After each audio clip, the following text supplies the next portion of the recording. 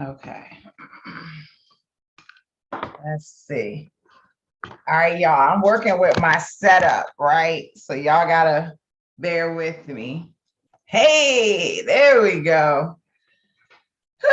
Hey, staffingpreneurs. Hey, everybody. Happy Tuesday. Let me get some water. Let me get some water.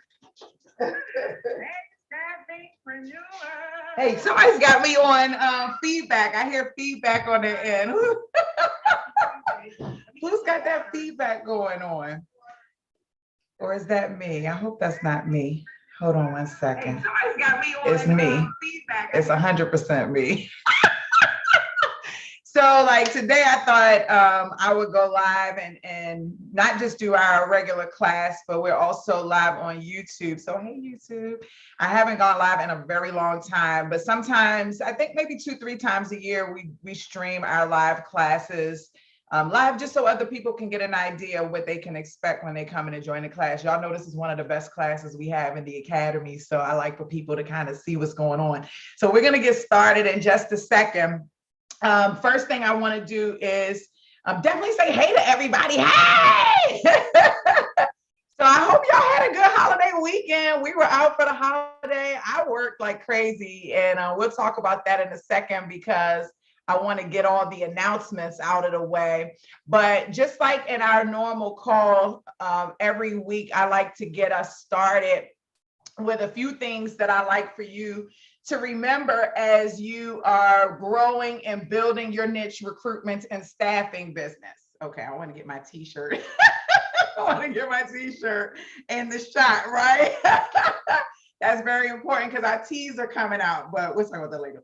Okay, so I want to welcome everybody to this week's setup class. You are in Staffingpreneurs Academy's live setup class. It happens every Tuesday at 12 noon Eastern. And this is for the individuals who have purchased the setup course to learn how to set up their niche recruitment and staffing business, right? So everyone is welcome in this class. It doesn't matter what niche you're in, whether you're in healthcare, whether you're in IT, whether you're in light industrial engineering, sales, marketing, project management, accounting and finance, scientific, cybersecurity, trucking, security. I mean, so many niche markets. I said niche. So many niche markets out there. You all welcome here. This setup class is designed specifically for you. Now, I only do this class. This is the only class that I do out of all my courses that are complimentary. Every other for the live portion, right? So you got to pay for the course, but for the live class, it's the only one I do is complimentary. And I do it because it's a lot of instructors out here faking. They out here acting like they know really what's going on. And that's really not the case. And or there are people who've only been in business for a year or two, and now they're out here claiming to be coaches and to know everything and not giving you all the full information that you need in order to set your business up properly. That's the part that's really important to me because how you set your business up and how you present your services defines how I or anyone else in the staffing industry gets a specific response, right? So if rookies are coming out here doing very rookie things, and you have people out here who've been in this industry and the business for a long time, and now employers are pushing away because of the things that you're doing, like how do we stop that? How do we change that? How do we fix that, right? And so that's where my love and my passion comes in, because I want y'all to come in and do things the right way. All right, so that's the first thing that that I want to mention. I put my notes so I don't forget this week. I want to talk a little bit also about what you do as a staffing agency. I hear one of the biggest questions that I get all the time from people is, Dee, why would I go and post a job posting and I don't have any jobs? Or how can I talk to a candidate about my business and I don't have any jobs to offer? When I hear things like that, it reminds me, it lets me know that that individual, that staffingpreneur doesn't really understand the value of their business. They don't really understand what their purpose is, what they built their business for, and how they are really impacting the community, whether it be on the employment side or on the candidate side. And this is really important for you to know. That's why you're so lucky to be here, right? Because I want you to keep this ingrained in your foundational learning right now. Your job is to be a connector, okay? Your job is to know everybody within your niche industry, every potential candidate. And typically clients become candidates, candidates become clients. We'll talk about that later. But everyone in your industry is someone you need to know, because what makes you truly valued is your ability to tap into someone, see their skill set, be able to understand what they can potentially bring to the table, and to match that with an organization who has that need.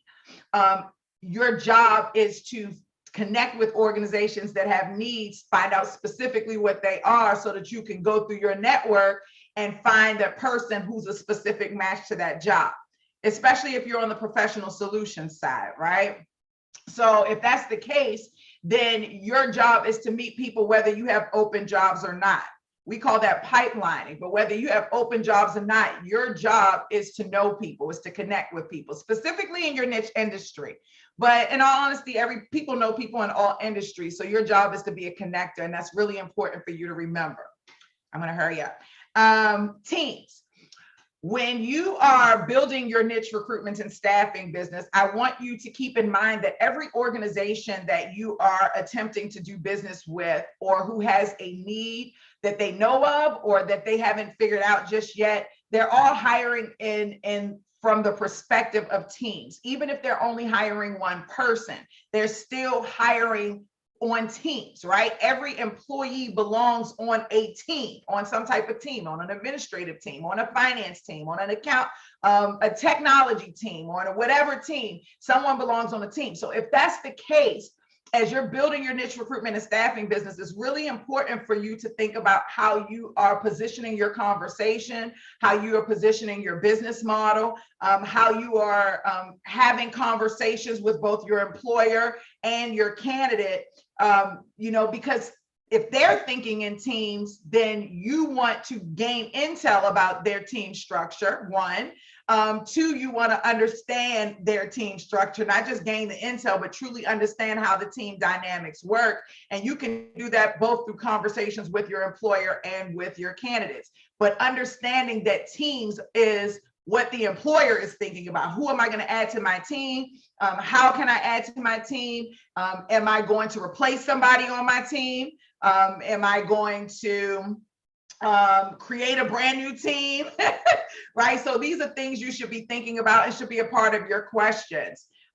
So that's really, really important, right? Teams, as you remember, everything is done in teams. The company's either creating a new team, they're replacing someone on a team, or they are expanding a currently existing team, okay? Another thing I want to remind you of, and I don't have the full stats on this, but I would say roughly 70% of jobs out there do not get posted ever on a job board, okay? 70% of jobs do not get posted on a job board, right? So if everybody's strategy is to go look at all the jobs that are posted on a job board, you're only looking at roughly 20-30% of the market. So what are you missing out on in your strategy when you're creating it? I just want to throw it out there. And for the employers that you're calling who have their jobs posted, I hope you're not coming with the same conversation that the rest of the people or other rookies that are doing that. I hope you're not coming with the same conversation. So just something to think about as you're building your niche recruitment and staffing business. This call belongs to you, but I want to get you fired up. I want to get you started. I want to get your mind right. This call is about getting you structured and laying down the full foundation of your niche recruitment and staffing business. And we're going to get this call started off right. A few more things I want you to keep in mind as you're building your niche recruitment and staffing business, as you're building out strategies, as you're building out your content for your email marketing, for your website. Instead of asking the question, what do I say to get a client's attention? These are the things that that you want to remember as you're building so that you can create custom conversations that will actually create real connections. Because you don't want to just do business with people just because you beg them to do business with you. You want them to do business with you because they genuinely have an interest in what you can bring to the table, because they genuinely have an interest in your mission and your vision, because they share that mission and vision and those values, because they value you as a organization, as they are an organization. Not just, we don't live in lack, right? So we don't just want random people. We want people who are genuinely interested in doing business with us. Really important. So if that's the case, then let's talk about the follow-up. There's fortune in the follow-up. I want you to say it. I want you to remember it. I want you to type it out and put it on your desk. I want you to paste it on your wall. I want you to post it on your ceiling. So when you wake up in the morning, you don't forget it. I want you to put it on your mirror. I don't care where you put it at. Put it on your phone as a reminder every hour on the hour. The fortune is in the follow-up. The fortune is not in the first phone call. It's not in the first meeting. There's a very small percentage of people who actually land a deal or build a real relationship in one phone call or in one meeting. It just doesn't happen that way. Can it happen? Of course. If you have amazing energy, you're fired up, and somebody can resonate with that, then yes, it can definitely happen. But most of you I'm not coming in like that. Most of you are coming in with a fear. Most of you are like, oh my gosh, you know what I'm saying? So understand that the fortune is in the follow-up. It's not in the first phone call. It's not in the first interaction. It's in the follow-up. So if the fortune is in the follow-up, then when you're building out your niche recruitment and staffing business and you're working on structuring your strategies on how you're planning on doing business with an employer or doing building a relationship with a candidate, you should be thinking about what's my initial reach out strategy and what is my follow-up strategy. Because the fortune is not in the first initial reach out, it's in the follow-up. And there, if you go online, I'll go and pull the stats for you. They say that it takes 12 to 24 connects, reach outs, conversations, interactions for the average person to want to do business with you. So most people call one time and never call back again. Most people email one time and never email back again. They just only have an initial reach out strategy. They don't have a follow-up strategy. But if the fortune is in the follow-up, then your initial reach out strategy is great, but your follow-up strategy is just as important as your initial reach out strategy. And in that follow-up, don't get me start teaching. This is not my call. This is yours, because I know I'm fired up. But when you're following up, you should be following up with value. We'll talk about that, though. We talk about that. Somebody should bring that question back up during class. What is value, D? Because I think some of y'all don't really understand what value is. Thank you, Markia, for greeting yourself. Y'all should be greeting yourselves. You know, we all love each other here in this family. Okay, people do business with people they like. People do business with people they like. People do business with people they like and know. People do business with who they like, know, and trust.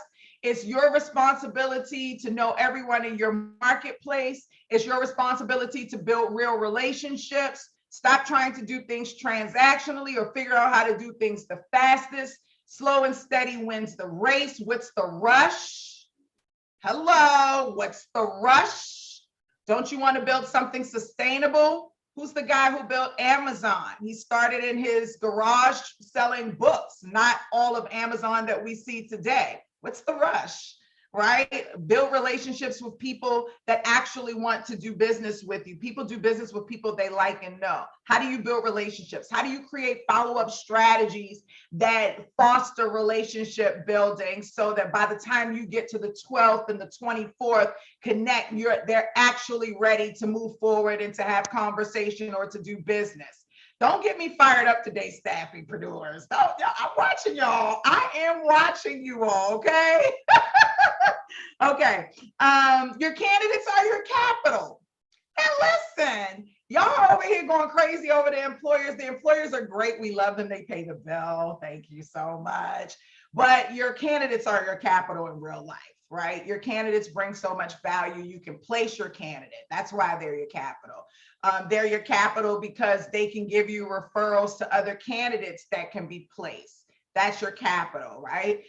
They're your capital because they know what's hot on the market right now, especially if they're an active candidate. They can tell you who's hiring, right, in places that you may not be familiar. So they're your capital in that way. They're also your capital because they actually become employers.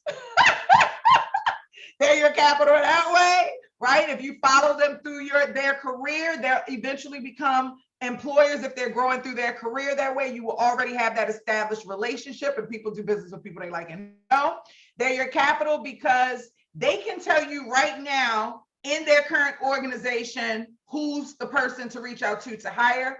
And 9 times out of 10, they can tell you who that person was in the last organization that they worked in, if not the last 2 or 3, right? So they're your capital in so many ways. I see a lot of rookie agencies where they treat the managers like gold, give them whatever they want. And then when they get on the line with the candidates, they're treating them like slop, pig swap meat. And that's unacceptable because your candidates are your capital.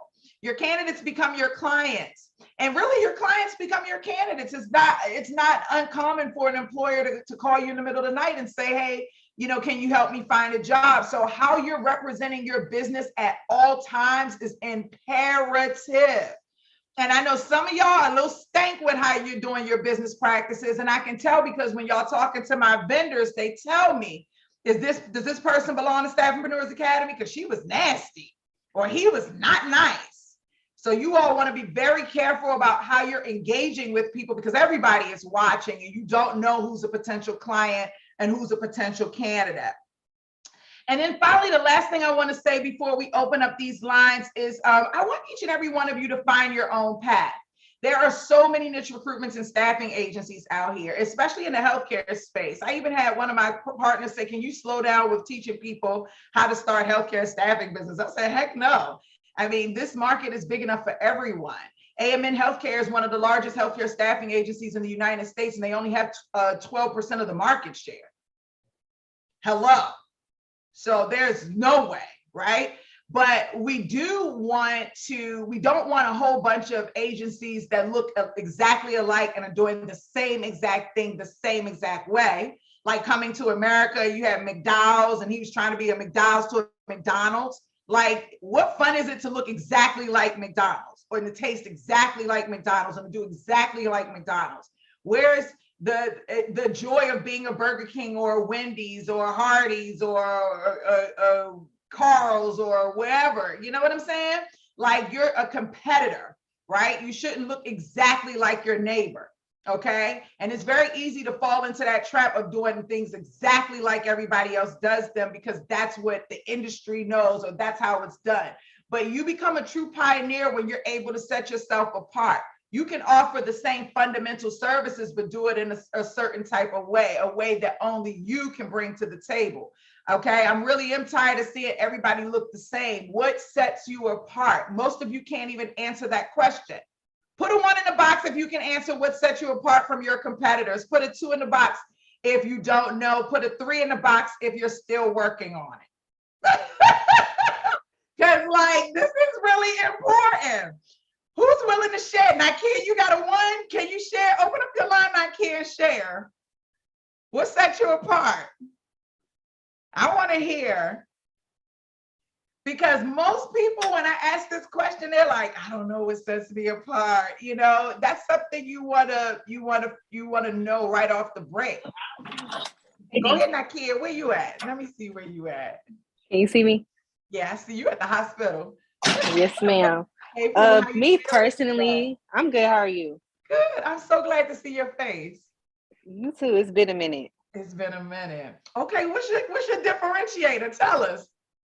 Me personally, I think so far on the journey of creating the business that basically me focusing on people that are new to nursing, travel nursing, and specifically eventually I want to do direct hire with new nurses coming out of grad school. Okay. So of course I want to have the people getting the best pay, the benefits and all of that. But I think focusing on the people that are new and have no knowledge, they never done it before, makes me different from the other ones.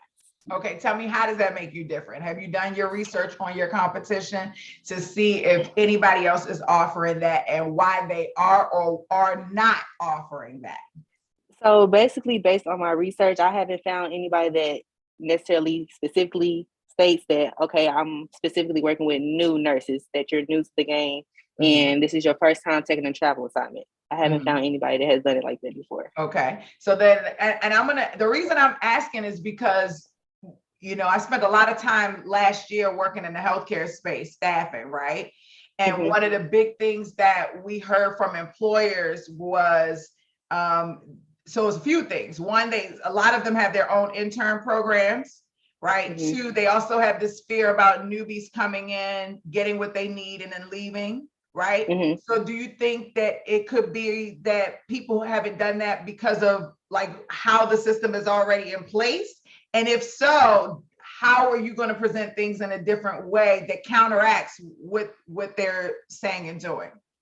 Well, basically, again, from what I have researched is, of course, when doing travel nursing, they want people with experience. So they're not just going to be like new nurses, like, you know, they're going to have issues with like compliance and things like that. Right. So they're going to already have their hands-on experience under their belt, but they're going to be their first assignment.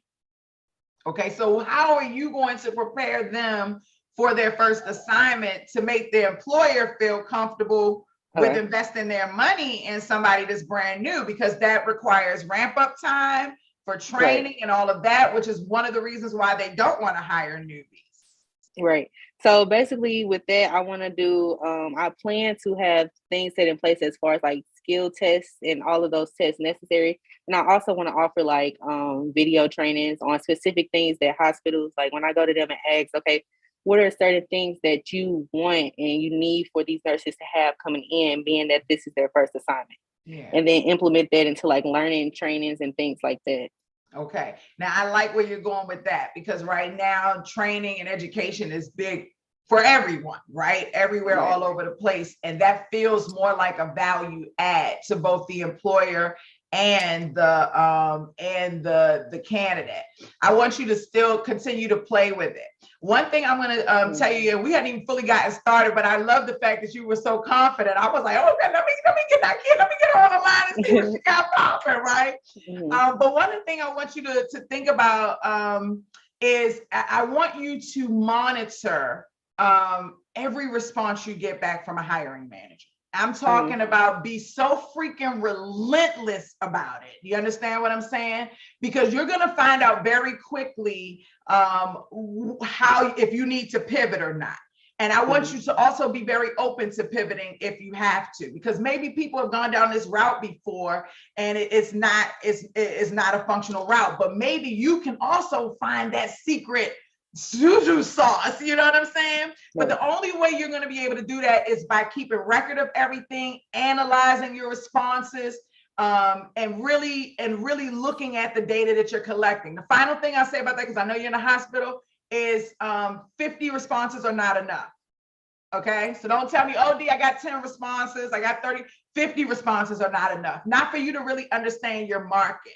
For you to understand your market, I would like to see you have at least 1% of responses. So if your market is 1 million, then you've got to really push and start to really collect that data so that you can really see, you know, what's popping. You'll see very quickly. You may not have to go to 1%, but you'll see very quickly like, oh, we need to do this, we need to do that differently. Okay, I'm very proud of you. Thank you, Dee. I appreciate it. I appreciate you. Keep doing your thing. Don't stop, okay? I will. Okay, perfect. Okay, guys, this is your call. Please start putting your questions in the chat box. Raise your hand if you want to go live. What's up to everybody that's on YouTube? While you are putting your questions in the chat box, I do want to do a couple of things really quickly. Announcements. Don't forget t-shirt swags coming out. I don't know when. I keep saying every week. I hope it's this week. Maybe it's next week, but it's coming out. Get your coins ready. Reskillify. Y'all know that I am the founder of Reskillify.com. A lot of you all, that's where all of our courses live. We are making some major structural changes for our next release. So you're going to see everything on the back end is going to pretty much still look the same, but your checklist is going to be updated and it's going to look different. Where you log in is going to be different. It's going to be on the staffingpreneursacademy.com domain.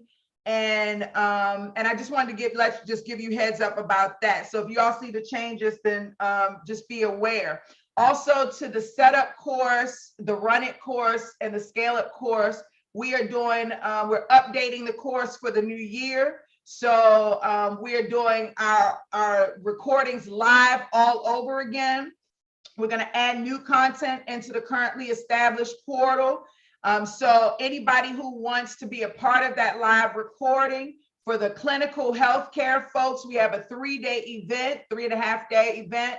The last week of July, that went out yesterday for anybody that's clinical healthcare staffing. So we're doing the setup class on Thursday. We're doing the launch. We're launching on Friday, Saturday run. And then Sunday, we're going to do hike and brunch, okay? And then that's in LA. And then we'll also do a virtual if anybody wants to come virtually. Then the week after, we'll be in Atlanta for non-healthcare clinical. For everyone else, we'll be in Atlanta, same exact schedule, same Sunday hike and brunch. So the non-clinical workshop boot camp will be coming out today. Y'all get y'all tickets. The tickets are $2,991 for all 3 days. You can purchase individual days if you want. We just haven't put those out yet. But right now we have on sale all 3 days for $997, only for, I think, through the end of this week, if you want to do all 3 days for $997. So that was for the Memorial Day sale that's still going on the recruitmentstore.com. Okay, now I got all my announcements out the way, all my reminders. This call belongs to each and every one of you. I hope you have some amazing questions this weekend. I'll be around for the next 45 minutes to an hour to answer any questions that you all have. If you are watching the replay, hey. If you are on YouTube, hey. If you're here, hey. Hey, Sade, hey, Carol, hey, LaShawna, this is your first day. I know it is. Welcome. I'm so glad to see you here. Sade is here.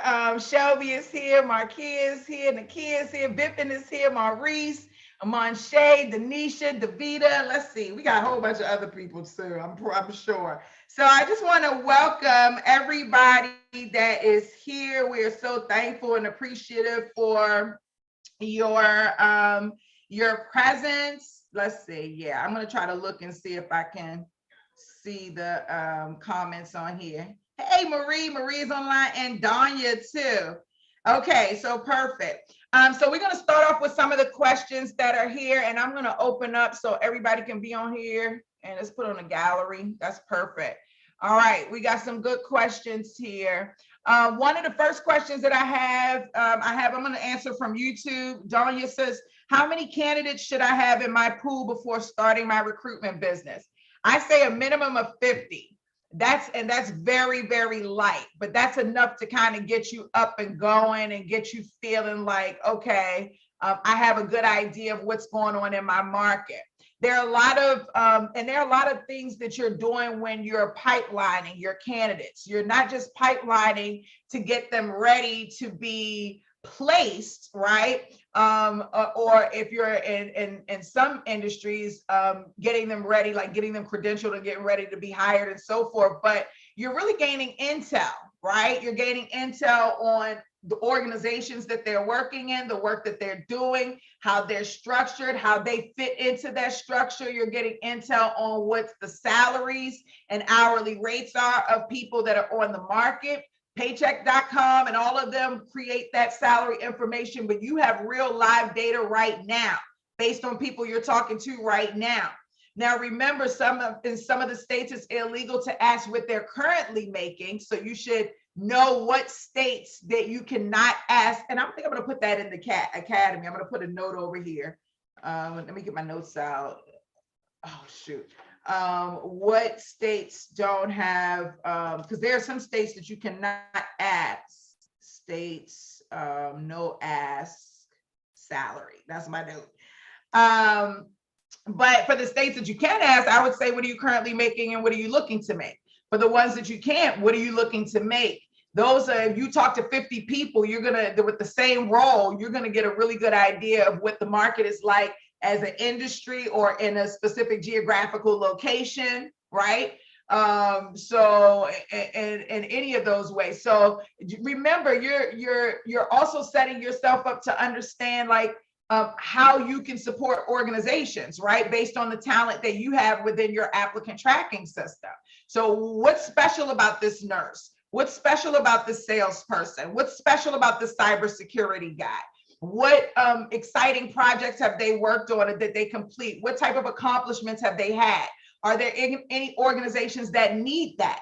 Are there any organizations that are having those types of issues and that will value someone like that, right? So you really want to, that pipelining shouldn't be a daunting process. It should be something you're super excited about because you're gaining intel you would not otherwise be able to gain without going through the process of pipelining. So just like very, very important, okay?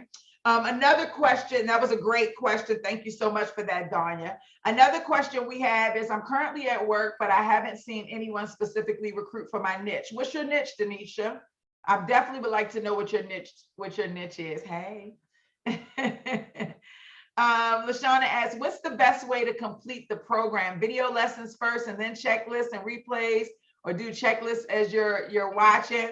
I totally would leave that up to you, but I would say that I see most people are successful by watching all the videos first so that they just have a really good idea of like what they're going to do, take notes, and then kind of go back in and say, okay, this is what I already have, or this is what I already have in mind for something specific.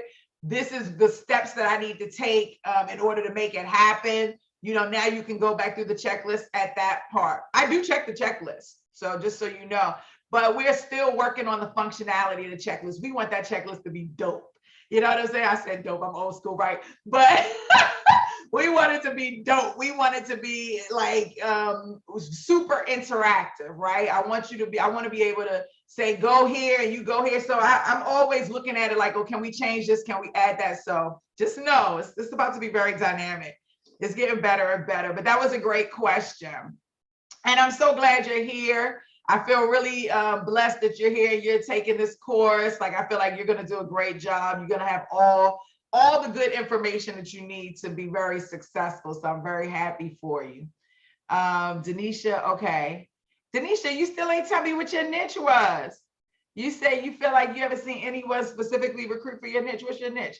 You said from your experience, do clients perform tech assessments or will you have to? Typically, you do the tech assessments. If it's for your contract staffing, right? On the contract staffing side. On the direct hire side, that really depends because those people are going to be employees of the employer's organization. So in those cases with the direct hire, many times the employer will say, it's more your responsibility to find the talent and to match the talent from a skill set and a cultural and a functional level, right? But then the employer is going to do like the background check, the skills assessments, and that hire will be, you know, dependent upon that. But on the contract side or the temp side, that is 100% your responsibility because those candidates are 100% your employees and not the employer's employees. So you are 1,000,000% responsible for the skills assessment and ensuring that you're presenting people who are passing the skills assessment, you know, at the highest level as well. So very, very important. I love that question. Yes, Vipin, yes, it is 100%. How to pipeline is in there 1,000 times, actually. And how to pipeline is definitely in your running course, 100%. Denisha, sorry, Ella, digital health, specifically female technology software developers. I actually love that. I don't know that there is nobody else that's not doing your niche, but I will say if it is, it's a very, very, very tiny pool. The only reason why I say that is, are you familiar, Denisha, with Afrotech? I'm trying to go this year if my schedule allow. We're having a conference this year too. At the end of the year, we're just trying to confirm the date with our keynote speaker. I don't know if you've heard of Afrotech, but Afrotech is a diverse, as you can tell by the name, conference for tech professionals. And I feel like I saw somebody there who has something similar, but I would check Afrotech out, but I definitely would say you're probably right. You know, you're right. There's very, very, very few people that are actually in doing that specific niche, which is going to give you a major advantage. Okay. What's the best way to approach a healthcare company about becoming an independent contractor RN under my LLC as a nurse? Is the contracts that I would need to be listed in the lesson. Okay, let me repeat that. What is the best way to approach a healthcare company about becoming an independent contractor RN under your?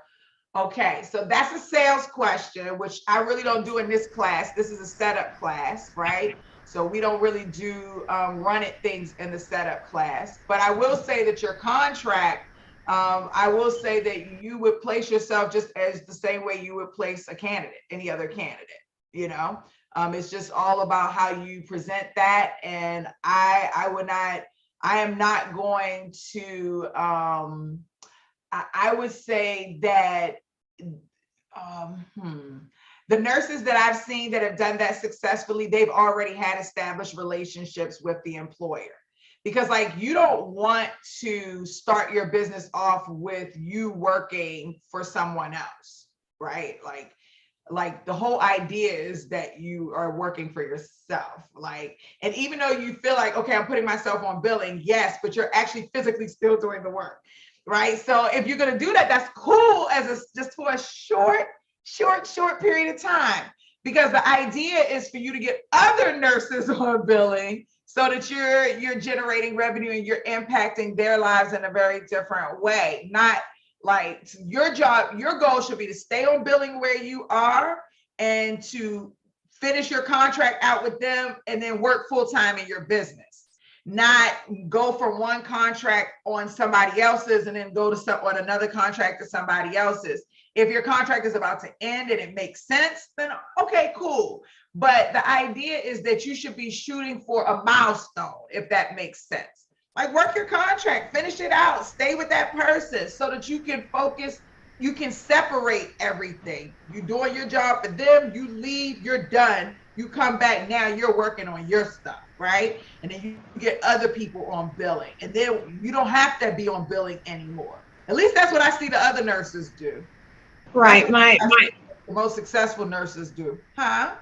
Yes, my goal, D, is to see how the billing works. I don't want to bring somebody on billing and then I screw up their paycheck, or I'm not understanding how billing works. So I figured if I was the test person, the test nurse, if something didn't go right, that's on me to do. Because I have people wanting to work and I have the contacts, but I need to figure out billing. I'm a little unsure Carol, you about don't have billing. to go and work for someone to figure billing out. First of all, you have a course. Second of all, like, how you just have to figure out, you have to define how you're going to pay for your payroll. Are you doing it through a funding company or are you doing it out of your pocket? If you're doing it out of your pocket, then you're still going to end up connecting with a company who's going to run the payroll, right? So that's going to take a lot of pressure off of you right off the break. If you're using a funding company, they handle that. All you do is administer and make sure that everyone has the proper timing and so forth. You don't have to actually go get yourself on payroll in order for you to understand how to do that. Do you know how many nurses have never done that? You know how many people who've never done nursing have started a nurse staffing business and have never done that? That is true. One more thing, Carol, if something's going to mess up, it's going to mess up. Whether you have gone and worked or not, that's not going to define whether or not something is less likely to be messed up or not. Things are going to fall apart all the time, to be honest with you. And as an entrepreneur, like, you have to be ready for that. Like things are right now, shit hell fire for me right now. Am I right? I'm telling you, it's like, woo, but I still have to function and do things, you know, and move a certain way. So it's not always like that. You can't prevent fires from happening. They're going to happen. But what you can do is put your feet in the fire and see how it works, not by actually going out and working for someone, but by actually putting somebody on billing. Because that's the most beneficial for you. You put them on billing, you learn. And then what you do is be transparent. You tell them, hey, you're my first employee. You're the first person in our tribe. You know, if we make some mistakes, we're going to get on to the media. All you can do is ensure that they're going to feel comfortable and know that you have things together. But what you can't prevent, there's always, I'm going to say you can't prevent, but there's always going to be fires. Okay. And I definitely would rather you put your time into getting the with the person on billing. Especially if you got people. Do you have employers who are ready to do business with you? I do. So what are you waiting on, babe? So do you have your funding in place? How are you doing your funding? I don't have my funding in place. I have setups to where I know I'm going to reach out for funding, but as you can see, I'm just jumping back on Zoom. I been out of your class for a while. I had a death in the family, so I'm just trying to get back into the business mind. Yeah. But that was one of my things. Like, should I put myself on, or should I go down the avenues of just build your business, Pooh? What you're saying is being transparent and letting them know this you're my first. And if they're doing business with you, hopefully there's somebody that you have a relationship with, or that you're building relationships with. Like, you know, you all have been very patient with me with Reskillify. You know what I'm saying? I've been very transparent too. Hey, I'm building technology. It doesn't always work. So if you have relationships with people and you're very transparent with them about what's going on, they're more likely to be understanding and, you know, and to work with you. And once you do it once or twice, trust, it'll be fine. But if you're working with a funding company, or a factoring company, 9 times out of 10, they already got the process down pat. You understand what I'm saying? So the odds of it even happening is very slim. They already have their process. And if you are doing your due diligence as a CEO, when you're building the relationship with the funding partner or the factoring partner or whoever it may be, you're going to be asking up front, okay, what's the process? And then you're going to confirm that process a million times. You're going to say, okay, I just want to make sure I'm clear. So I get you to sign contract, and then what happens? Okay, after that happens, then I do what? Then after I do what? Then I do this. Then when do I get this to you? What happens after I get this to you? How long does it take to this the process? What happens if this doesn't? You have to go in and you have to ask and to make sure that you understand every step of the process, every freaking step, okay? So that you'll know, so you'll have a clear understanding and you'll do well. And then you just write your processes out. That's what we do in the running class too. We talk about processes. Okay, thank you. Yeah, of course. Shelby asked a quick question on the back of that. She said, can you specify what you mean exactly by funding? And what I mean by funding is that there are organizations out here that will either provide the payroll funding up front for your contractors, or yeah, I mean, that's basically it. I mean, like they'll fund the payroll. If you do factoring, they'll fund like between 80 and 90% of your invoice. So then that way they're funding payroll and then external payroll, and then also the internal payroll of your employees your internal employees as well. So just kind of depending on the type of partner that you're dealing with. Some people come in already with money. I'm working with a client right now. They came in with $100,000. So they don't want to use a funding company. They want to hire somebody internally who's going to run payroll. That's going to be their sole job. That's their thing. But I also have someone who I think they have about 18 grand, right? And they are doing the funding company. They have money, but they don't want to spend that money on payroll. They want to apply that money towards a piece of my coaching program, towards better marketing for their business, towards updating their brand look so that people would take them more seriously, towards, executing their strategies. So, and then some people come in with almost no money. I don't know how they do it, but they come in with almost $0. I'm like, yo, how? And they go and get that funding company or their factoring company, and then they fund, the payroll, and then they just truck it until they have the revenue that they can in order to expand their business. So funding can happen in a lot of different ways. I hope that was helpful, Shelby. Okay, I'm gonna go back up because I'm gonna go down the list, babe. You got to be patient, Pooh. You got to be patient. You got people in front of you. I just answered that question because it was on top of, so it was on the same question that the other person had. Okay. So, okay, what is it? Denise, okay, it's got that one. Okay, because I asked Vipin. Okay, you are up next. Now here we go. What if you offer background checks as a supporting service? Can you offer that to the clients you do direct hire for? Yeah, of course. 100% you can. You're 1,000,000% you can. I think also it depends on your client base too, though, right?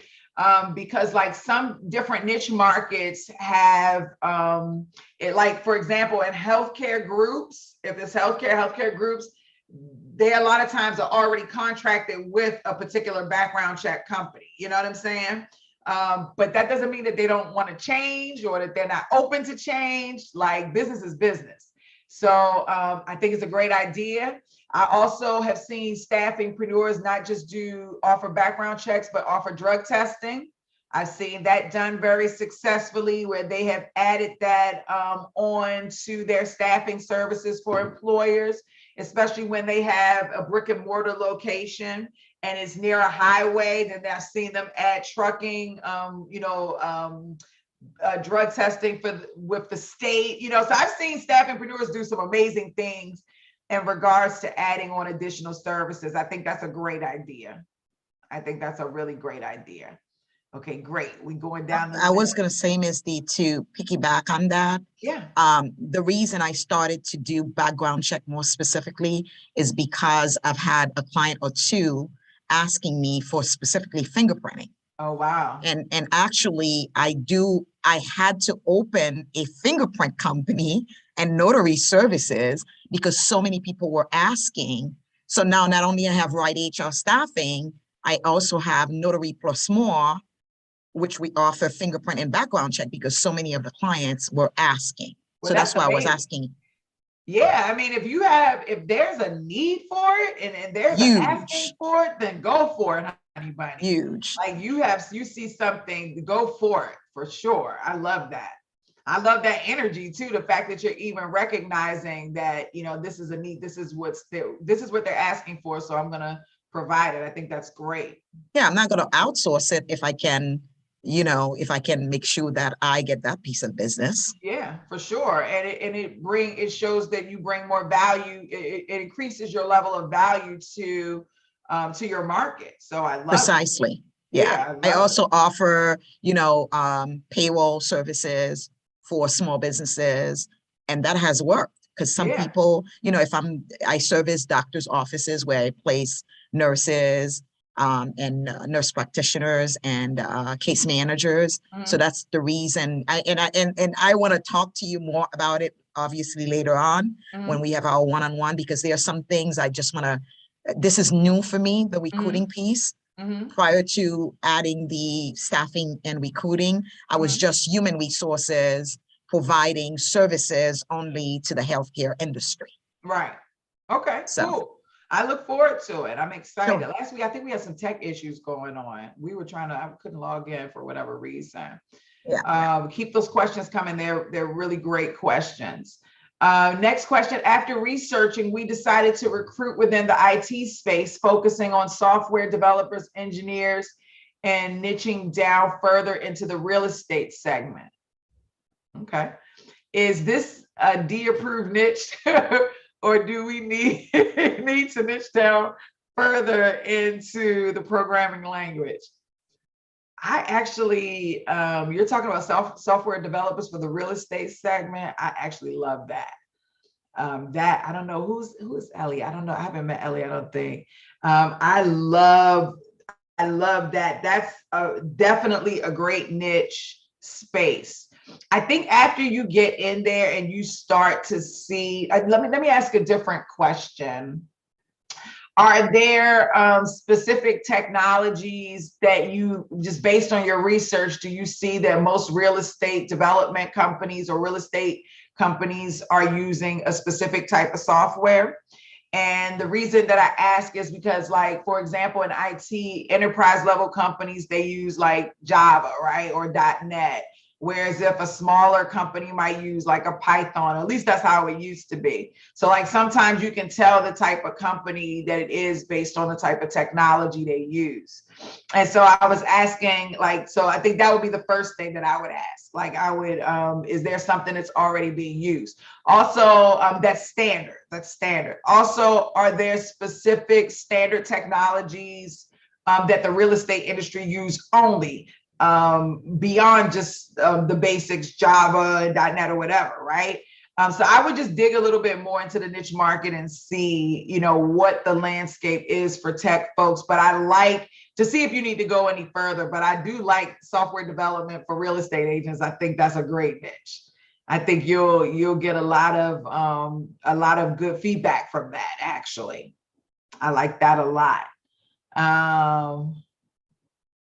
Okay, I'll answer that. What's a realistic time frame to go from startup to launch if you're consistent? Are you working a full-time job or are you working on setting up your business 100% of the time? I can answer that properly. That's my first question. Also, what is the value from our clients and candidates' perspective? I know it's subjective, but in your experience. Yeah, to answer your second question, while I wait for the response to the first one, that's what I talked about at the beginning of the call, right? The value is what I talked about at the beginning of the call.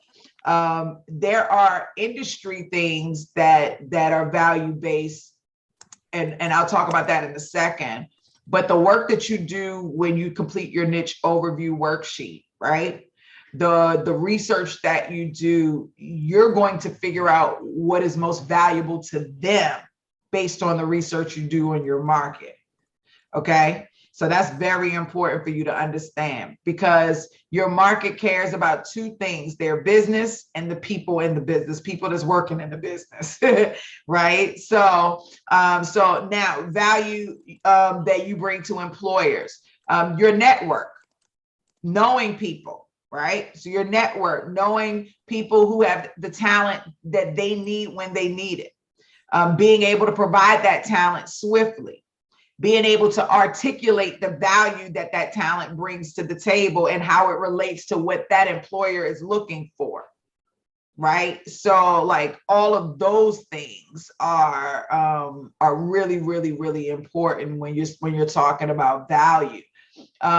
Understanding what's important to your client. Is it quality? Is it price? Right? Or is it speed? Because if speed is an issue, then quality and price may not be what is of value to them. Speed is. But if quality is, then, you know, price is not as important, right? Most people who are looking for quality will pay for quality.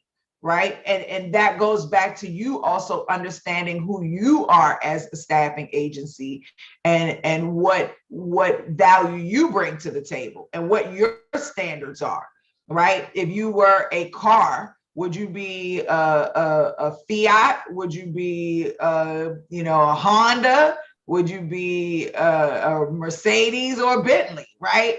Like you. Same thing if you were a store, would you be a Walmart? Would you be a Target? Would you be a Macy's or a Saks? Being a Saks is hard work.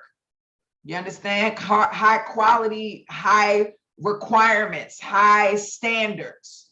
Being a Walmart is hard work. You take everything, anything. It doesn't matter. Okay. Being a target is hard work. You got to have a certain level of standard, because you're not going to take everything, but you're definitely going to accept the masses, right? So you also have to understand who you are and how you're presenting your value and your brand to the world. Staffingpreneurs Academy is probably not a Saks brand, but we're definitely probably more than a Target, right? We're probably more of a Macy's. We're not on the cheapest at all, but we're not the most expensive, right? Same with Reskillify. Reskillify is more of a Macy's brand. We're way more expensive than Kajabi or anybody else. That's because we work with our people one-on-one, right? So every brand is different. You have to establish your brand identity. That's what we do in this setup course. We go through who your brand is. A lot of people come into this course and they see things, just task items to do, and it's a lot. But you don't build something and it's a little. Like, that doesn't even make sense. Like, if it's that easy, then like everybody could do it. Like, I don't even understand I don't even understand that in my brain, actually. You know, you're coming in here to build something sustainable, something where you're going to be working with multi-billion-dollar organizations. You have to position yourself properly. Yeah. And it's very amazing to me how many people out here are presenting themselves in a crazy way to these like multi-billion-dollar organizations. I'm like, get the heck out of here. Y'all are crazy. So, there you go. You got to figure out who you are and where you stand in the marketplace. Okay. For the first part of the question, I am doing a travel assignment as a charge nurse at a dialysis company. So I only work Monday, Wednesday, Friday. Okay, so you're still working though. So it's not going to be like 40 hours a week, throughout the course of the week. So I would say, it's depending on you, 100% on you, but it's going to take a little more than 6 weeks. Right? Okay. Because you're going to really, and it really depends on you. For some people, they can do it a lot quicker, but when you're talking about getting your website built, that takes time. Getting your content written, that takes time. Getting your social media posts together, that takes time. Writing your strategies out, take time. Doing your research takes time. Your competitive analysis takes time. You're like waiting for the stuff of the state takes time. It takes time. You might have 5 things going on here at this stage that won't be done until this, and then 10 things going on in this stage that won't be done until that, and then these can't be done until that's done. And you see what I'm saying? So you want to give yourself some grace, but I will tell you, you're going to start buying things probably like in your like hardcore things where there's like a monthly payment. I would say try to pay everything for the year. Try to, pay things off for the year so that you can have some ramp up time and you can feel comfortable. Like, that's why with the Crelate, that's why I have the pricing set up the way it does. So the one thing you're not worried about is where's my ATS? Because that's the one thing you need more than anything else, right? So people want to do the monthly payment, but that doesn't make sense. If you stop paying or you decide, I'm going to go to someplace else or whatever, you don't pick it up, you're missing out on the one thing that's going to set you apart from your competition, how you create your competitive advantage, right? So it's really, really important in my opinion, when you're starting something up, is to pay things off for the year. When you're buying things, do the whole year off so you don't have to worry about that being on your plate. Because after a couple of weeks, you're going to start accruing overhead, right? Before you even start making money. And those things have to be purchased before the business can start running so that you can set them up, so that you can get them ready, so that they can fit into the scheme of things. Your Calendly has to be in there. That's a monthly payment. You know what I'm saying? Like it's just a lot of little odds and ends. So it's really important to, so I hope that was helpful. Yes, definitely. It can take a little bit more than 6 weeks, depending on what you're building, depending on how fast you move, depending on how you get into things, depending on how long you research. Some people are overly researchers. I say it don't take more than a couple of hours to do your research and be ready to know where you need to go, right? So it just depends on you. But this call is here for you every week, right? Okay, so, perfect. If you get stumbled or whatever, you come to this call, ask your questions. No question is a dumb question. We're still in our Facebook book group until I move us fully into our course portal. So you still have that as a backup as well. And that's what we're here for. We're here to help you get through your setup course, with ease. Bring your questions and put them in the Facebook group. Okay, thank you. You're welcome. I hope that was helpful. Ellie, did you have something? Did you have another question? I saw your hand was raised. Hey D, it's actually Eli. How goes it this Eli, afternoon? I'm sorry. How are you, Eli? I'm great. I'm great. Big shout out to everyone else on the call as well. Yes. Yeah, I just wanted to ask some follow-up questions to my question from earlier, which was around the real estate segment. That was my niche down. Yes. And so I'm all real estate. That's what I do. That's my background. However, IT would be new for me. So one of my questions was, do you recommend us taking, maybe Udemy classes or anything like that to get more familiarized with the segment? With the real estate segment or with no, I'm sorry, with the IT. With IT. IT is not my space. Oh, that's interesting. Yeah, of course you can. I think you could probably do YouTube videos. I don't think you need to do a Udemy. And when you say IT, are you saying the whole IT space or? No, just for development, developers and engineers. I would say start off on YouTube. I would say start off on Indeed, right? I would literally, I hope I don't have nothing crazy on my screen.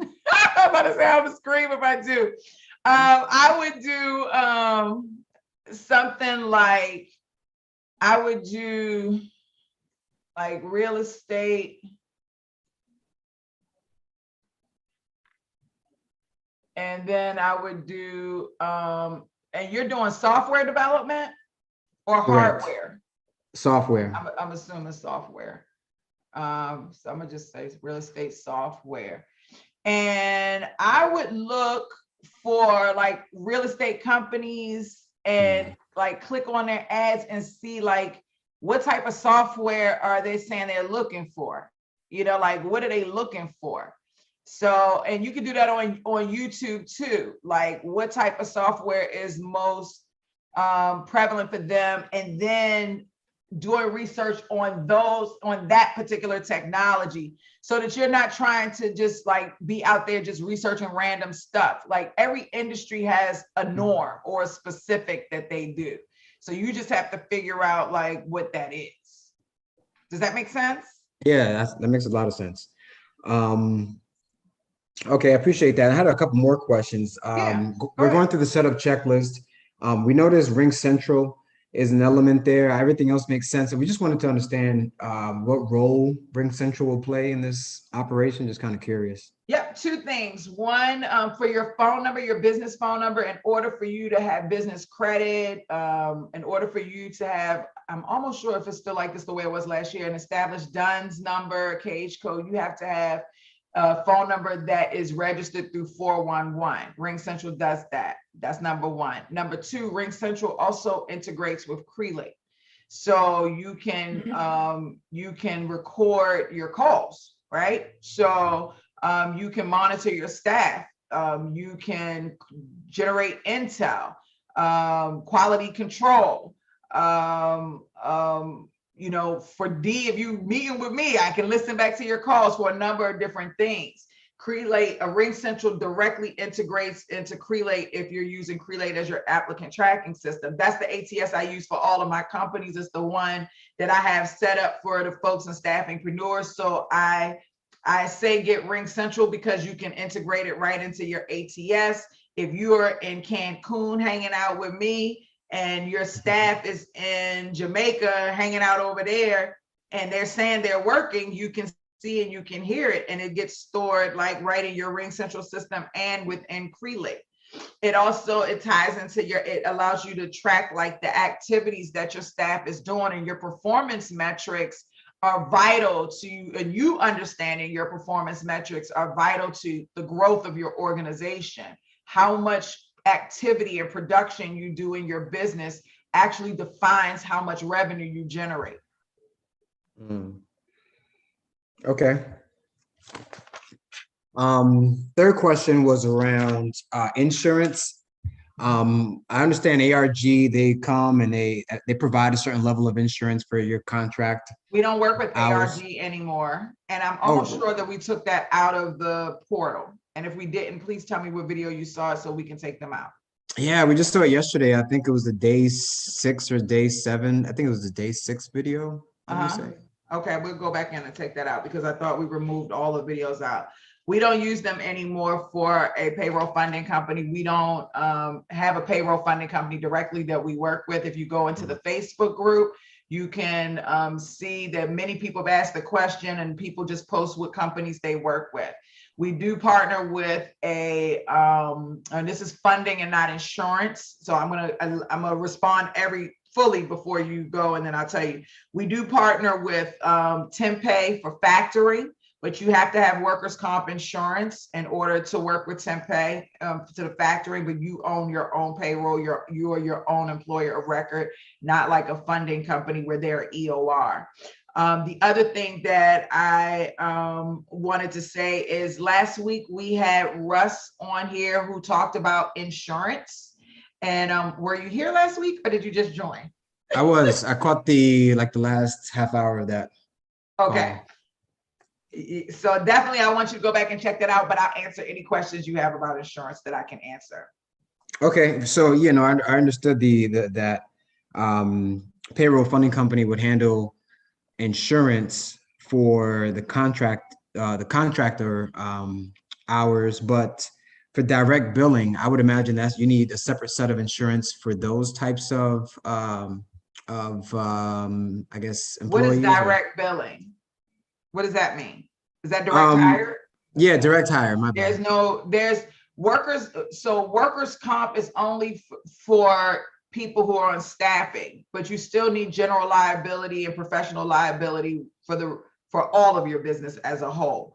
For your direct hire placements, that's where your liability and your compliance lies, but they're not your employees. But if they go to the interview and steal something or bomb the place or wreck the place or do whatever, then you're responsible for that. So that's what the professional general liability is, to cover what they do when they go to the interview for the direct hire. But if they get the job, then that insurance, then that doesn't matter at that point. You're really focusing on your workers' comp insurance for your candidates that are going to be contractors. Does that make sense? It does. Okay. And then my last question was, you threw it out at us when you were asking what differentiates us. And I just wanted to hear, put you on the spot and see if you could share with us what differentiates, you for when you're recruiting, not coaching. So I own a lot of businesses. So which one are we talking about? Just staffing. When you're staffing, you're doing your own staffing. Yes. Yeah. So what differentiated me when I was in staffing the way you all are now, I build technology for a living. I'm in a different space, and I only staff for the clients that I've been with for hundreds of years, right? I'm not going out there looking for new staffing business. So let me make that very clear. But when I was staffing like that aggressively, what set me apart is that we only place contract recruiters, right? That was our sole niche. We place contract recruiters domestically and internationally on the contract and contract to hire side. And we were one of only 5 agencies in the entire country who did that. Also, one of the things that set me apart was probably my flamboyant personality. Right. I am pretty fearless. So I do crazy shit, to be honest with you, things that people wouldn't dare to do or say. I really press I screw the line. Okay. And so that also is a key differentiator. The moment they get my energy, they have to sit back and say, okay, wait, who is this? Right. So, but my sole key differentiator was that. And then the fact that I really pipeline and build my relationships.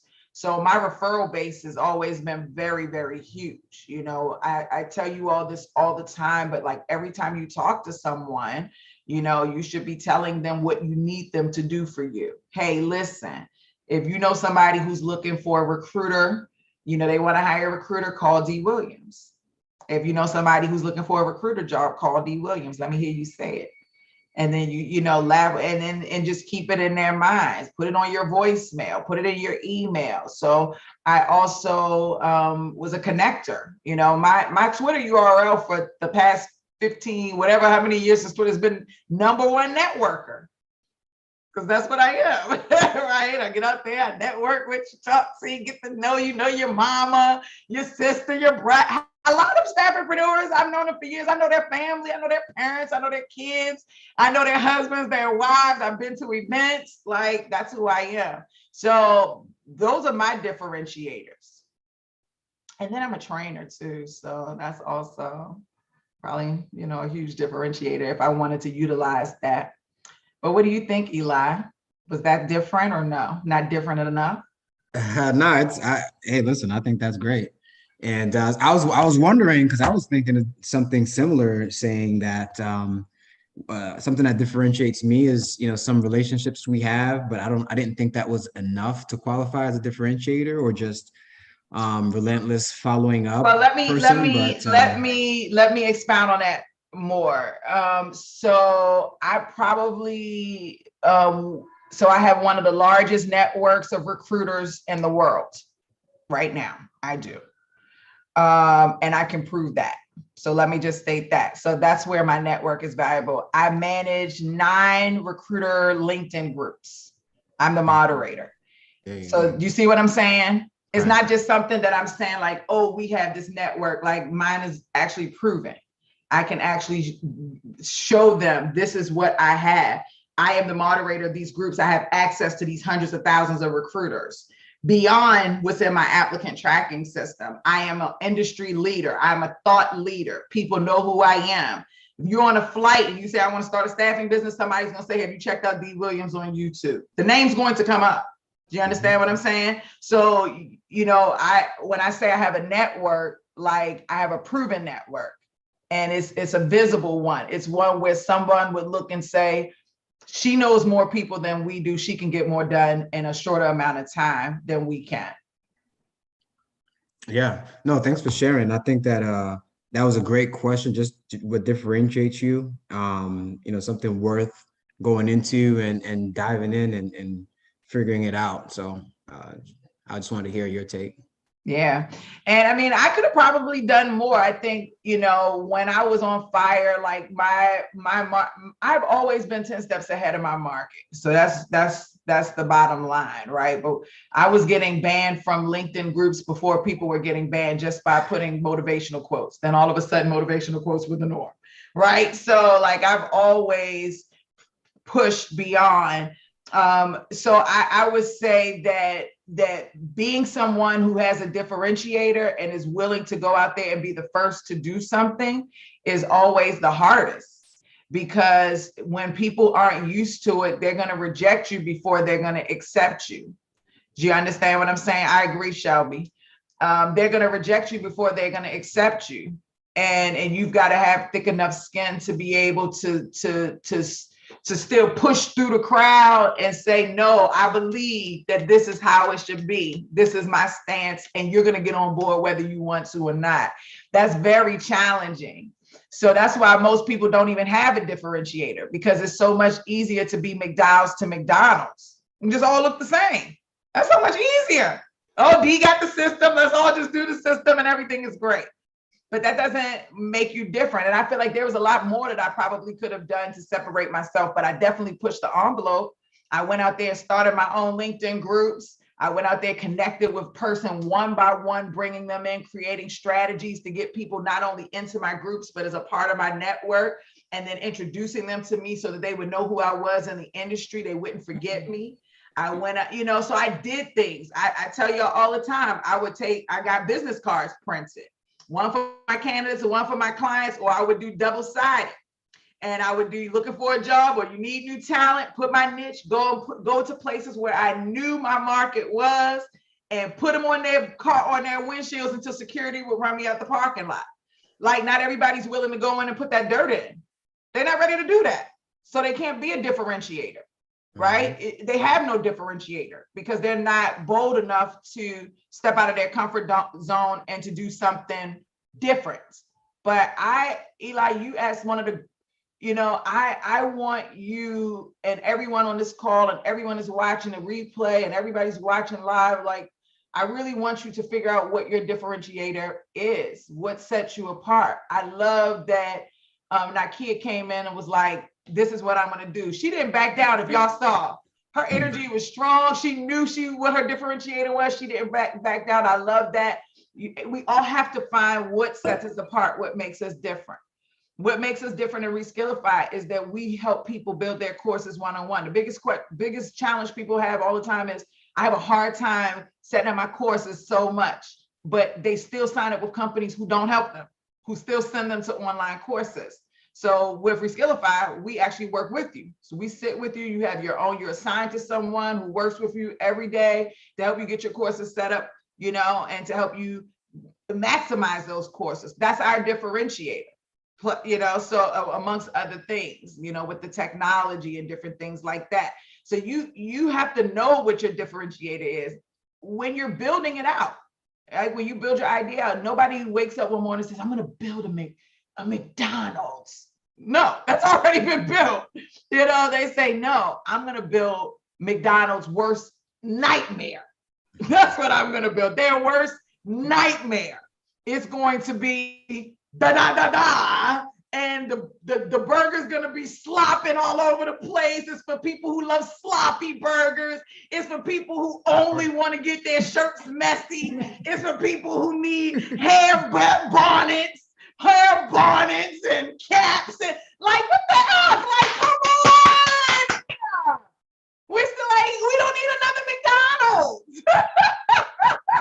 And so we don't need another AMN. We don't need another Ronstadt. We don't need another Manpower. We need everyone to have a differentiator. Whatever that is, that's what it is. Eli, you got me fired up. I see. Nah, I appreciate the response and the energy. Big time. Any more questions? Nah, I'm good. For now, anyway. Okay, good. We're going to close out in the next couple of minutes. Let me just make sure I didn't miss anybody. Markia, she says, I know this is not a specific question about my actual company, but can you explain what the conference in LA consists of? I heard you say launch on day 2, but what will happen on that weekend? Oh, girl, you asked some great questions. So look, I don't know if I should share this because people have been stealing all of my stuff lately. So I had to be very, very careful about even how I put my content out. Because at first I was just going to put everything. I was like, whoa. People have been stealing my content. So right now the course, okay, so let me give you the skinny. So I've been doing this course for now 2002, almost 11 years, right? And we've done many different versions of this course. The last time we did this course, we had all 3 classes together, and that's where a lot of those, when y'all watch the videos and y'all hear, oh, there's a Trello board, or there's a Slack group, or there's a such and such, it's because it came from our last course, right? And some of the content that was there, I brought it over here because the content was still needed, but the class was a little unruly back in the day. I'm not gonna lie. I would build things from scratch, and I would give y'all, not you all, but give them specific instructions. Do not copy, do not do this, do that, and they would do whatever. So I stopped putting my effort into that. I'm never going to do that again. So I'm all of the amazing things I created, I feel like grown people couldn't follow the rules. And it was just a lot for me to put in order for it to just be dismissed as if I didn't put my effort and my time and my energy and all of that stuff in there. So I'm not doing that anymore. So what's up is up. I told Meta, he asked all the time, like, honey, if it's up, it's there. I went and looked at it the other day and renewed the link. But so that's what happened in that class. But what happened was that was my most successful class. 90% of the people in there have gone on to become millionaires and to have successful staffing businesses. And that's because I had the checklist. I checked every piece of their course. So everything, they couldn't move to the next step without me checking it. But that class got so popular, like 40, 50 people in a class, like I could not even sleep. I was like passing out. It just got very overwhelming. So I had to change the structure of the course. So that's when I broke it down to the course that you all have right now, sort of. it was a setup class, and then the run it and the scale it class were together. Well, it got crazy. Everybody asking questions. Setup class was asking run it questions. Run it class was asking. It was just too much. So we split all 3 classes up, which is where you all are now. So this setup class is probably my best setup class ever. I feel like in regards to the recording, we did it during the pandemic. It was amazing. But y'all know I'm like I'm always on top of my industry. There are things that are happening that are changing and shifting. I want to add to the course. And a lot of people really want to experience me live versus just with the online course. So I thought this would be a great opportunity to go in and to re-record different parts of the course, of the setup course that I want to re-record live. And so it'll still end up going back into the setup course, but just newer, and I'm going to replace some of the videos. So the setup course is exactly what it is now. It's just a more faster version of it. With maybe a few newer things, but they'll also always end up in this course module. Okay, so that's the first thing on the setup. So that's day 1. So anybody who wants to be a part of that one, and then we'll have new people who come in who are just coming up with the idea of starting their staffing business, and they want to be there for day 1. Day 2 is launch. So if you're in my Run It class right now, you'll notice before you get into the Run It activities, we talk about just making sure you have everything together to prepare to launch. And setting up and launching activities are a little bit different, because when you're setting up, you're putting a whole bunch of pieces in place, but you have to put those pieces together before you can actually execute them, right? So you just got all of these places, and then you got to execute. So there has to be a middle ground, and the launch is that middle ground. So like if I say, hey, in the setup, I need you to put all your contracts together. How do you take those contracts and utilize them in conjunction to how you're going to give them to the clients? Do you see what I'm saying? So having those things together. So just going through a quick checklist. Hey, do you have your pre-sales package together? Do you have your job descriptions been written? So just getting all the final pieces, connecting all those final pieces. So that's what we do on the launch day. It's just making sure those final pieces are connected, in addition to making sure that your strategies are flushed out and you're ready to actually execute. When we go into the Run It class for the live, then it's more interactive. So we'll talk to more candidates and clients naturally, because it'll be on a Saturday. But we will do role play, and we just go through the process. That's why I broke the non-healthcare up with the clinical healthcare, because clinical healthcare's process is different than non.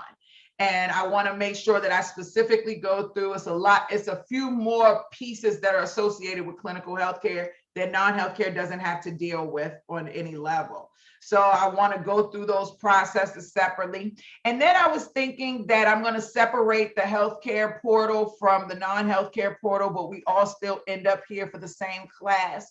But I notice a lot of my healthcare people sometimes think, oh, this isn't related to healthcare. Most of the setup is exactly the same. It's just healthcare has a few more extra pieces.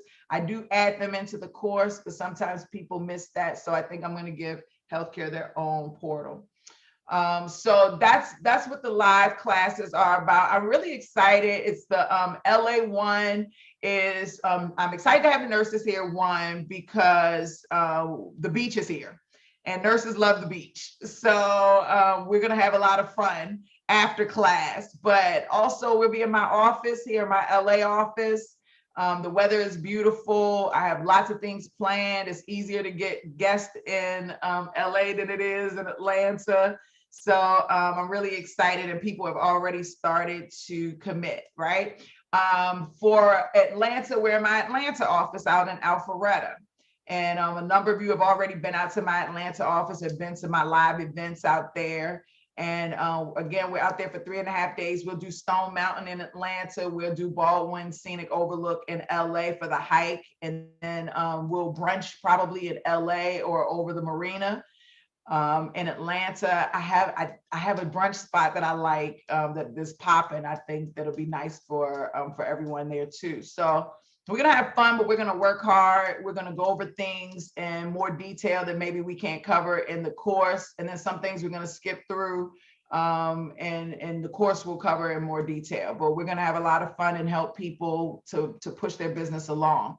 So I really hope y'all get tickets, and because I'm putting a lot of energy and time into getting this thing set up. And like I said, we have, if you want all 3 days for $9.97 now, we have the sale going on, I think, for a week or a couple of days. No, I'm not having one in nurses. No nurses in Atlanta. I'm only doing 2 this year. You got the nurses got to fly to LA. I'm not doing Atlanta. Atlanta is for my non-staffingpreneurs, but for LA it's for my nurses. And I want to get my nurses in one particular part of the country, because I think it's a lot. First of all, LA, the prices here are different. The environment here is different. It's a great place to train because LA is hard. So it's a great place to have training here. And then on the East Coast, it's just more people who are not healthcare on the East Coast. So it just makes more sense to take that one over there. But you know, it's one little flight, like a couple of hours. You won't regret it. You'll love it. We've got great hotels that are not too pricey, that are close to the office. That I stayed in before I got my place. I lived in Airbnbs and hotels for 2 years, 2.5 years. So I know every hotel. Oh, they know me. They're like, hey, you know. So I already have relationships with these places, and they will welcome you with open arms. The information about both are on a recruitmentstore.com and on Reskillify, really. I actually posted it in the Facebook group. It's on YouTube as well. Right now, we only have the ones up for the 3 days, for the all 3-day bundle for both locations, right? But later on in the week, we will start putting up if anybody just wants to attend the individual days. The individual days, I think, are $9.97 or something like that. But if you can get all 3 days for $9.97 now. So I hope y'all take advantage of all 3 days. Even if you don't attend all 3 days, you'll get the material for all 3 days. You understand? And so it's just more beneficial. So I would encourage y'all to do that. Also, don't forget, today is the last day of the Memorial Day sale on the recruitmentstore.com. Please get your products while you have them, while they're up. I really love building them for you, and I have each and every one of you in mind when I'm building them. And any updates to any of the products you automatically get, and we do have tons of updates this year. One more thing about the conference I want to tell you. Y'all know that I have a book that's out, and you all are going to get the precursor to the 2 new books that are coming out, which the starting point of the outline of that is for this conference. This conference will have the workbook for that. So everybody who comes into the conference, they'll get automatically a copy of the book when it's published. So you won't have to pay for that either. So you automatically get a copy of the book. So I just want you all to keep that in mind, and you all get your little t-shirts. Y'all can walk around the earth with your t-shirts. And yeah, I'm excited. I'm still at the very beginning stages of my business, but very determined. Should we bring or have anything in place before attending? I want you to bring the best energy you have. Bring a recorder, because I always say some good stuff that you'll never hear anywhere else. Bring your pen and paper and your laptop. I would like for you to have as much of the setup done as you possibly can, but nothing that you are on the fence about, right? Like bring that to the conference, right? Things that you want to flush out.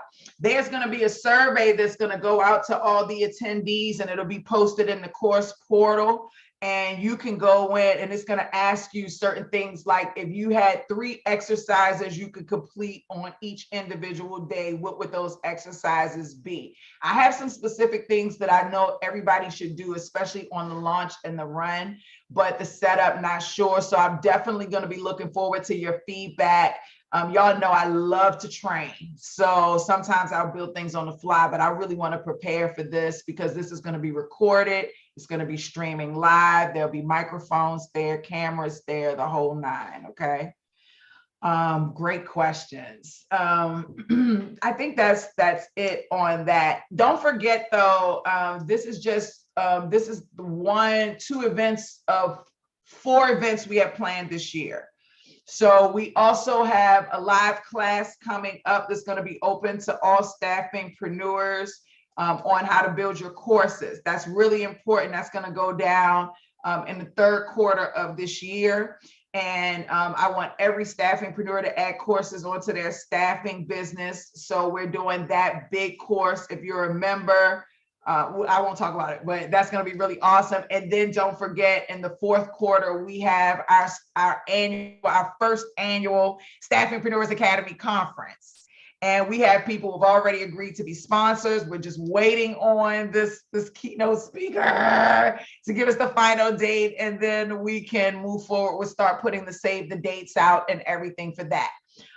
Don't forget that the courses the course class that we're doing this year is to prepare for what we have next year. Our next year agenda is building tech, mobile app, software, what have you, to add on to your staffing business. So every year we typically have an agenda of what we're going to do as a community to move our individual businesses forward and to stay current on what's going on. And so I'm really excited for this year's events and the things that we have going on this year. So anyway, also, if anybody's in the cannabis space and you want to go to the Cannabis Business Conference, I have discounted tickets because the Cannabis Job Board is an official sponsor. So you all just reach out to my help desk team and let us know, and we'll give you the discount code so you can go in and you all can meet us there. And I think that's everything. I want y'all to stay fired up. We're on an hour and a half today. We did amazing. We'll be back next Tuesday at 12 noon Eastern. I keep saying Monday, that's our Run It class at 2 p.m. But we'll be back next Tuesday at 12 p.m. Eastern. Have your questions ready. If you want to share your website, if you want to share your strategies, if you want to share your social media, if you want to share anything, your competitive analysis, that's what this class is really about. So it's not just about asking questions, but if you're actually completing things throughout the setup of your business and you're not 100% sure, you can come to the class and say, okay, Dee, this is my niche overview worksheet. Am I doing this right? We've even had some people in the Facebook group post their niche overview worksheet and say, I don't know, is this right? So that's what this class is really for. It's really to help you move. A lot of people have the idea, but don't actually launch the business. I want you all, everybody, to launch the business. Now, can you make money? That's up to you, right? But can you launch it? 100%. You 100% can. And I'm going to share my energy with each and every one of you to ensure that you do.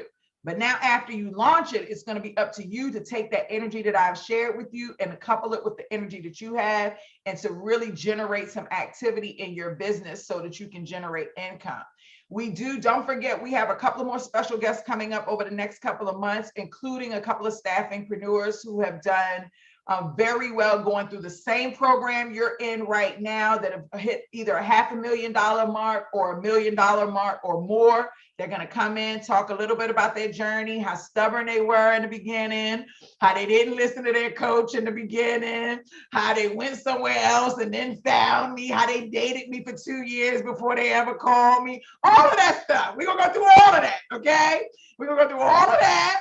And then they're going to tell you about their successes. And then they're going to tell you about their ups and downs. And then y'all are going to clap for them and ask them any questions you want to ask. The only thing I ask is that you do not try to get coaching from them directly. They're going to send you back to me. I told you we've had we have a number of people come into my community, purchase my stuff, and then go out and start their own stuff with my material. I am suing everyone who does that from now on. My attorney is a part of this group and this community now and is paying very, very close attention. I'm actually going to put a disclaimer in the group in the next couple of days, but I refuse to have people come into my community and steal my content. I also have people who come in and watch the entire course, and then go to Stripe and say they did. And we have proof. We record every part, everything that you all do in it. There are very unethical people out here. I really built everything from scratch out of my brain, and I put a lot of time into it. And I just, you know, if you all want to teach this stuff after you learn it and stuff, you come to me and we'll put something together so I can make sure you're putting things out properly and that you can support your community, because you're building a staffing business. It's hard to build a staffing business and coach people at the same time. So you're going to still need that support, right? Who is this? Pray, love, live. D, I'm planning my comeback. It's Nakia. Oh, okay. Huh? Hey, I've not forgot about that. Okay, Nakia, I'm waiting on you. Don't be a stranger, because you know we love you. I love that. Carol, I absolutely love your energy and personality. Thank you for being here. Oh, I love you too, Pooh. I love you too. And listen, we've been doing this thing for like 10, 11 years. I thought about the other day. I was like, I've been showing up to these classes for a long time. I have seen people come through this community, y'all, who have started out, and I got that first phone call and they're like crying, men and women. D, this is where I am in my life. I know I can do better. I know I deserve better. And those same people are the ones that are going to come in and talk to you all. And now they're living totally different lives. Like now they're, you know, they're living the good life. I was talking, I'm like, oh, you starting now? I see you. I see you now. Okay. Things change very quickly when you get a little bit in your hand, right? So it's cool. It's cool. I see how you are. That's what happened. People don't care if they get different, but I love it. So I'm very thankful that you all are on this journey with me. I built some amazing relationships. I love everybody. I love what I do. And I really appreciate y'all just like being on this journey and watching me grow too, right? Watching me go from being a recruiter to being a trainer, to being one of the largest trainers in the industry, to now building technology that the world is going to utilize globally. You all stay close to me. I'm telling you right now, y'all going to want to be able to say, I know D. Williams. I love y'all. I'm hanging up. I'll put the replay in the Reskillify. I hope y'all have an amazing day. I see y'all next month.